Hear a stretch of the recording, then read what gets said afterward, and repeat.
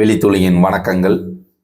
இன்னைக்கு டெட்டு தேர்வு ரிசல்ட் தொடர்பாக இதுல மதிப்பெண் குறைக்கப்பட வேண்டும் அப்படிங்கிறதெல்லாம் ஒரு வலியுறுத்தலாம் இருக்கு இல்லையா? இது தொடர்பான ஒரு பத்திரிகை செய்தி தான். அதுல என்ன சொல்லியிருக்கிறாங்க அப்படிங்கிறது, அதாவது இப்ப ஆந்திரா தெலுங்கானாலாம் வந்துட்டு இந்த டெட்டு தேர்வுக்கான மதிப்பெண் எப்படி வந்து கால்குலேட் பண்றாங்கன்னா, பிற்படுத்தப்பட்ட வகுப்பினருக்கு வந்துட்டு 50%ஆகவும், எஸ்சி எஸ்டி பிரிவினருக்கு வந்து 40%ஆகவும் வந்துட்டு நிர்ணயிக்கப்பட்டிருக்குது. ஸோ இது ஆந்திரா தெலுங்கானால.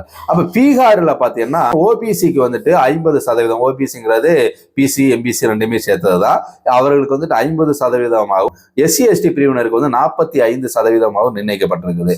அதே போல உத்தரப்பிரதேசத்துல வந்து பாத்தீங்கன்னா ஓபிசிக்கு வந்துட்டு 55%ஆகவும், எஸ்சி எஸ்டி பிரிவினருக்கு வந்துட்டு 45%ஆகவும் அங்கே நிர்ணயிக்கப்பட்டிருக்குது. இதுல ஹரியானா, ஒடிசாவில எல்லாம் பாத்தீங்கன்னா அனைத்து பிரிவினருக்குமே இந்த விகிதாச்சாரம் இல்லாம பிசி, ஓபிசி, பிஎஸ்சி, எஸ்டி அனைத்து பிரிவினருக்குமே 50% அப்படிங்கிறது அங்கே நிர்ணயிக்கப்பட்டிருக்குது. ஸோ இந்த நடைமுறை ஏன்னா ஒவ்வொரு மாநிலத்திலையும் ஆந்திரா, தெலுங்கானா, பீகார், உத்தரப்பிரதேச, ஹரியானா, ஒடிசா இப்படியான இந்த மாநிலங்கள்லாம் வந்துட்டு இந்த டெட்டு தேர்வு மதிப்பெண் குறைப்புங்கிறது நடந்திருக்குது.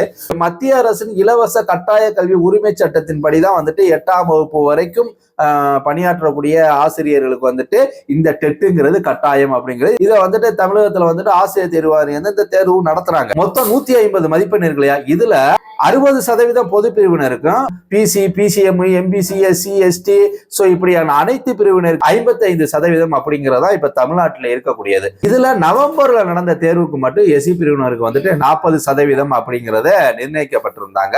இந்த தேர்வு முடிவுகள் வந்து இன்னும் வெளியாகவில்லை அப்படிங்கிறதான். ஸோ இந்த தேர்வு நவம்பர்ல நடந்த இந்த தேர்வுக்கான முடிவுகள் தான் எதிர்நோக்கி காத்திருக்கிறது. ஸோ அதுலதான் இந்த மதிப்பெண் குறைப்பும் வந்துட்டு கேட்டுக்கிட்டு இருக்கக்கூடிய ஒரு விடயம். டெட்டு தேர்வில் தேர்ச்சி பெற்றால்தான் அடுத்த போட்டித் தேர்வு எழுத முடியும், ரைட்டுங்களா? அப்ப டெட்டு தேர்வுங்கிறது மதிப்பெண் குறைப்பதனால் போட்டியாளர்கள் அதிகமாவாங்க. ஆனா வந்துட்டு அவர்கள் போட்டித் தேர்வுக்கு வந்துட்டு இன்னும் மெனக்கடக்கூடிய ஒரு சூழல் இருக்குது. அதற்குதான் பள்ளிக்கல்வித்துறை அமைச்சர் அன்பில் மகேஷ் அவர்கள் வந்துட்டு இந்த மற்ற மாநிலங்களில் பின்பற்றுவது போல தமிழ்நாட்டில் பின்பற்ற வேணுங்கிறது பல ஆசிரியர் சங்கங்கள் கோரிக்கை வைக்கிறாங்க அப்படிங்கிறத சுட்டி காட்டியிருந்தாங்க. தமிழகத்திலும் மதிப்பெண்கள் வந்து குறைக்க அரசு முன் வந்துள்ளதா இப்போ ஒரு தகவல்.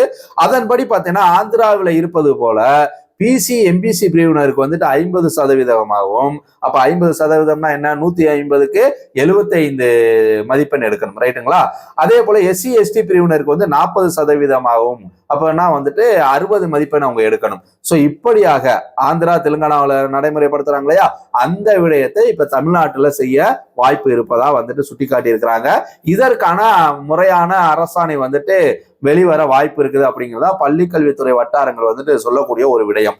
இந்த இடஒதுக்கீடு பிரிவினருக்கான 5% மதிப்பெண் குறைப்பு இருக்கு இல்லையா, இதை வந்து 2025 தேர்வு எழுதினாங்க இல்லையா, இப்ப ரிசல்ட்டுக்காக வெயிட் பண்ணிக்கிட்டு இருக்காங்க இல்லையா, இதுலயே இதை நடைமுறைப்படுத்தவும் வாய்ப்பு இருப்பதா சொல்லப்படுது. அப்ப வந்துட்டு இந்த தேர்வு முடிவுல வந்துட்டு அதிகமான தேர்வர்கள் வெற்றி பெறுவதற்கு வாய்ப்பு இருக்குது. ஸோ அப்ப அவர்களோட எண்ணிக்கை அதிகமாகும் போது, ஏன்னா ஏற்கனவே டெட்டு பேப்பர் 1க்கு வந்துட்டு இடைநிலை ஆசிரியருக்கு வந்துட்டு 68,756 பேர் தேர்ச்சி பெற்றுட்டு அவங்க பணிக்காக வெயிட் பண்ணிக்கிட்டு இருக்காங்க. அதான் போட்டித் தேர்வுக்காக இப்ப வெயிட் பண்ணிக்கிட்டு இருக்காங்க. அதே போல பட்டதாரி ஆசிரியர்கள் பேப்பர் 2ல வந்துட்டு தேர்ச்சி பெற்று 66,600 பேர் வந்துட்டு வெயிட் பண்ணிக்கிட்டு இருக்காங்க. இப்ப இந்த 2025 நடந்த தேர்வுல இப்ப ரிசல்ட் வரக்கூடியதுல இந்த மதிப்பெண் குறைப்புனால இன்னும் போட்டியாளர்கள் அதிகமாக வர இருக்கிறாங்க. ஸோ அப்போ உறவுகளே, இந்த செகண்ட் கிரேட் டீச்சர்ஸுக்கா இருக்கட்டும், இல்ல பட்டதாரி ஆசிரியருக்கா இருக்கட்டும், நீங்க போட்டியாளர்கள் அதிகமா இருக்கிறதுனால அடுத்த தேர்வுக்கு உங்களை இன்னும் வேகமாக நீங்க போட வேண்டி இருக்கும்.